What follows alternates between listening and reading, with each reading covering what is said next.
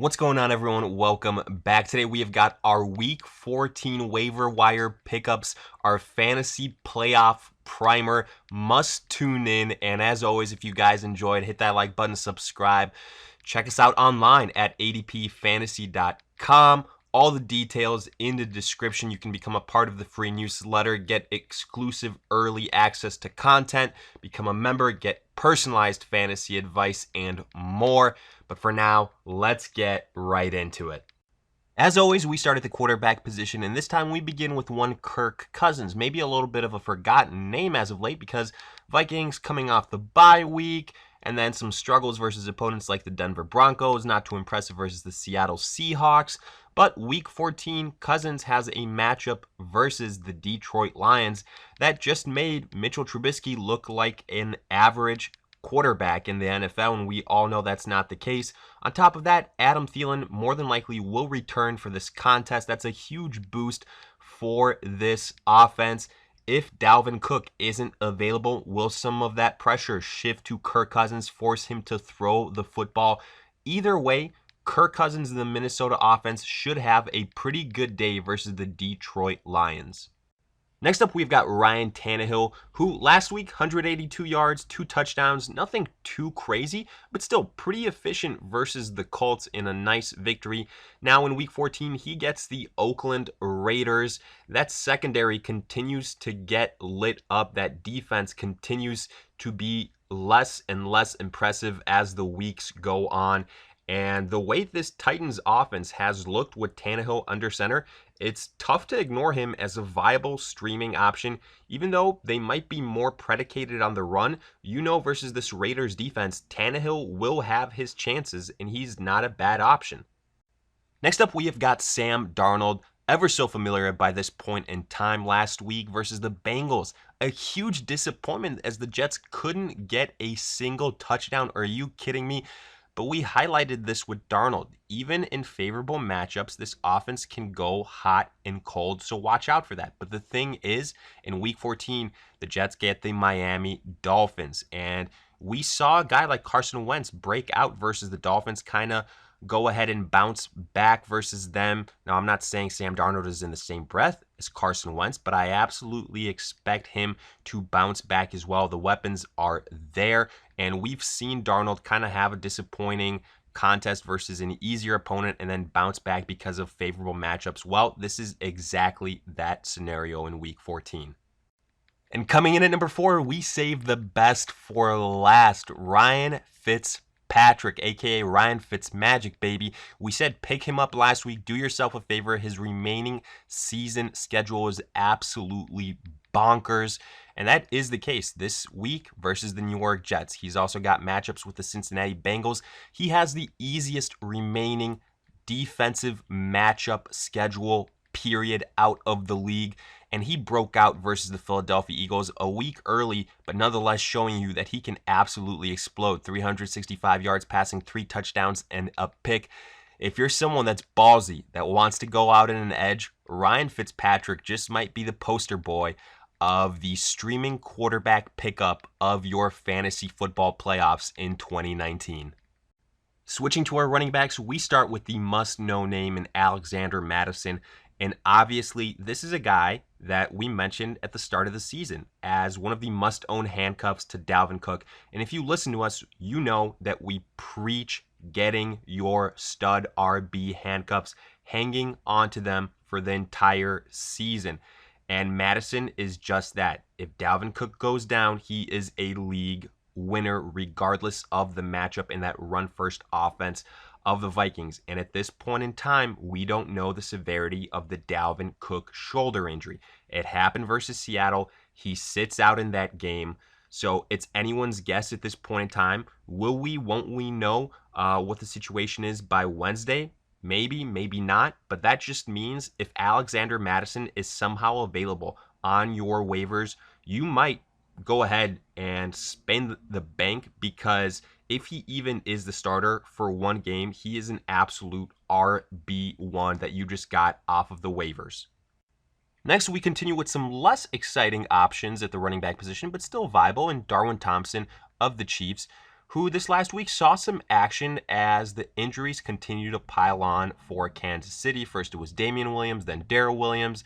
LaShawn McCoy is on load management. Darwin Thompson could be the lead guy come week 14 in a matchup versus the New England Patriots. Sure, it's a tough one defensively, but you expect it to be a high-scoring affair because the Chiefs' offense is involved. We remember what we saw from these two teams last season, an absolute offensive onslaught. I'm not saying it's going to be the same thing this year, but the potential is there, and depending on the running back health of that backfield, Thompson's a name you have to keep in mind.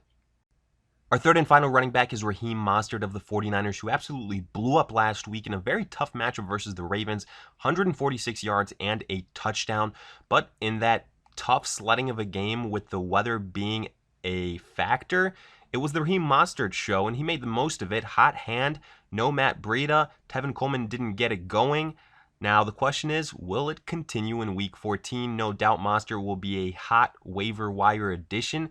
But honestly, I don't quite see the likelihood of him duplicating those efforts to be that high because, first and foremost, versus the New Orleans Saints, well, what's going to happen? Is the game script going to be the same as it was versus the Baltimore Ravens? On top of that, what's the running back rotation going to look like in terms of running back health? So there's a lot of factors to consider here, and the chances of Raheem Mostert duplicating those efforts and Tevin Coleman being an afterthought, pretty low 2 weeks in a row.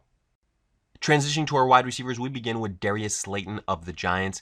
And for Slayton, as long as guys at the pass-catching level stay injured for the Giants, a la Golden Tate, Evan Ingram, Slayton has a big role to play in this offense. With Saquon Barkley clearly not being 100%, Slayton will continue to get looks, lots of targets on a week-to-week basis, as was the case last week with the Packers. But in Week 14, he's got a much more favorable matchup versus the Philadelphia Eagles. We saw what the Miami Dolphins just did versus that Philadelphia defense, and Daniel Jones could go ahead and potentially do the same. Now, I do think the Eagles' defense will bounce back a little bit, but still the opportunities will be there for Slayton.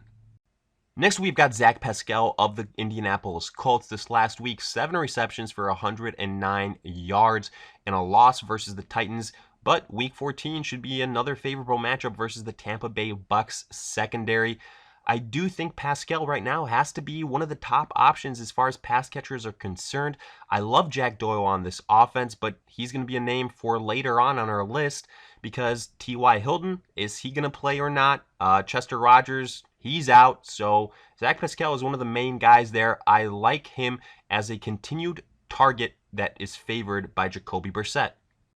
Moving on to our tight ends, we begin with Jack Doyle of the Colts. We said we would bring up his name, and we didn't wait long because without Eric Ebron gone, I absolutely believe Doyle is at his peak value. He is a tight end one for the remainder of the season, and he showed us just that this last week. 6 receptions for 73 yards and a touchdown.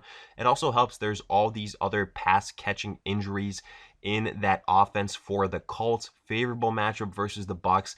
If Doyle is available and you need help at the tight end position, I would spend a decent amount of fab for him, especially heading into your playoffs. Our next tight end is Mike Gesicki of the Dolphins. Again, a guy that showed up here last week. The matchup is absolutely sensational moving forward. In Week 13, he reminded you that he remains a weapon on this offense, and his usage continues to go up. 5 receptions for 79 yards and a touchdown. Versus the New York Jets, if the defenses don't show up, it could be a high-scoring affair, and Gesicki in the red zone could be a weapon, a low-end tight end one.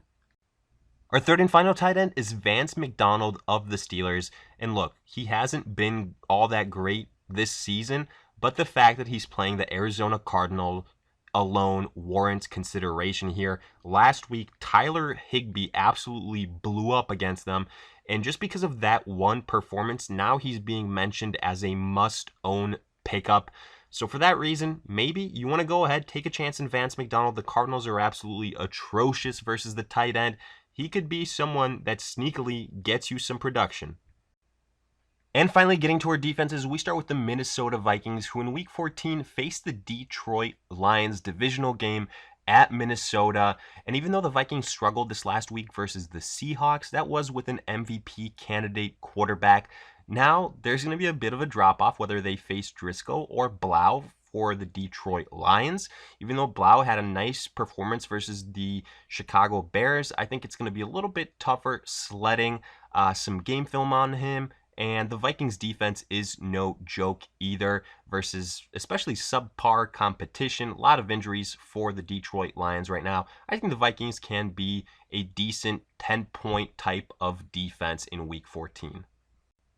Our second and final defense is the Green Bay Packers as they host the Washington Redskins in Week 14. They are my top defense off of waivers for the first week of playoffs, as the Packers will face a Redskins offense that is predicated on the run, but knowing what Aaron Rodgers has been doing as of late and considering the fact he's going up versus the Redskins defense, well, it's pretty likely to say that the Packers jump out to a lead. They sustain the lead, and they force Dwayne Haskins to throw the football, which is not his forte, and that will more than likely lead to a lot of opportunities for turnovers, which will lead to a lot of points for this defense, which I absolutely love, and their ceiling and potential for Week 14. So with that, we wrap things up. And as always, let me hear it in the comment section. Did you agree, disagree with these names? If there's other guys that we didn't mention, let us know. And as always, if you guys have any other questions, let me know. I'll do my best to answer them. In the meantime, if you enjoyed, hit that like button, subscribe, check us out online at adpfantasy.com. All the benefits you can get in the details, in the description. But for now, we'll see you guys in future videos. And in the meantime, good luck in your fantasy playoffs.